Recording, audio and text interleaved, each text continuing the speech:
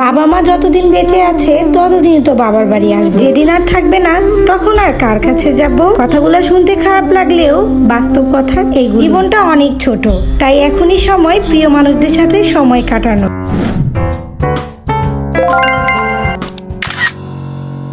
আসসালামু আলাইকুম, সবাই কেমন আছেন? আশা করি আল্লাহর রহমতে সবাই ভালো আছে। আজকে অনেকদিন পর এসে পড়েছি আমার বাবার বাসায়। আসা হয়েছে হয়তো অন্য কারণে, কিন্তু আমার মেয়ের এখানে আসার অনেক ইচ্ছা হচ্ছিল। এটা হচ্ছে আমাদের বাড়ির গেট, এখন উপরে উঠে যাব।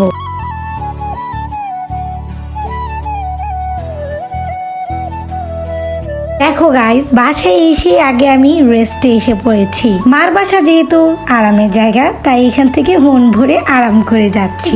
আমার মা, আব্বু এবং আমার মেয়ে সবাই মিলে গল্প করছে, সেটা দেখতে আমার কিন্তু অনেক ভালো লেগেছে। তবে আপন মানুষদের সাথে সময় কাটানো আমার খুব কমই হয়। বিকাল বেলা হয়ে গিয়েছে, তাই আব্বু আম্মু আর আমার মেয়েকে নিয়ে বাইরে একটু ঘুরতে নিয়ে যাচ্ছে। আমার আব্বা আমার মেয়েকে নিয়ে নিচেই দাঁড়িয়ে আছেন, আমার আম্মু এখনো নিচে নামেনি, তার জন্য অপেক্ষা করছিলাম আমরা। একটা জিনিস কি জানেন গাইস, আমার আব্বা কিন্তু আমার এই ব্লগ করা অনেক বেশি পছন্দ করে। সামনে এই বাড়িটাতে আমার শৈশব কেটেছে, একদম ছোট থেকে এখানে আমি বড় হয়েছি, এখান থেকে স্কুলে গিয়েছি, এখান থেকে কলেজে গিয়েছি, এখানে আমার জীবনের অর্ধেক সময় পার করেছি।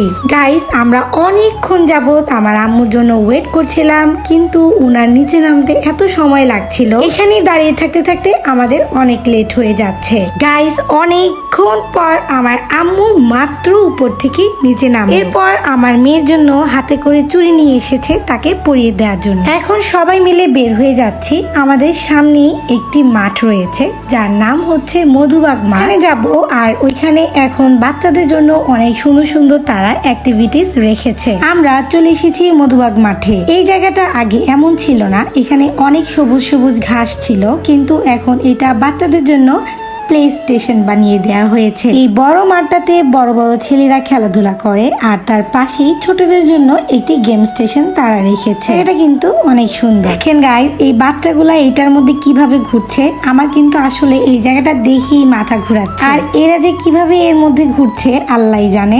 আমার মেয়ে কিন্তু এর মধ্যে উঠার জন্য অনেক জিদ করেছিল, কিন্তু আমি উঠতে দেইনি, কারণ ও ওদের মতো ওইখানে ঘুরতে পারবে না, পড়ে যাবে, দেন ব্যথা পাবে। পাশেই দেখলাম একটা আন্টি পপকর্ন আর চিপস বিক্রি করছে। কি আর বলবো গাইস, আমার মেয়ের যেহেতু উঠতে ইচ্ছা করছে, তার নানি তো তাকে অবশ্যই উঠাবে।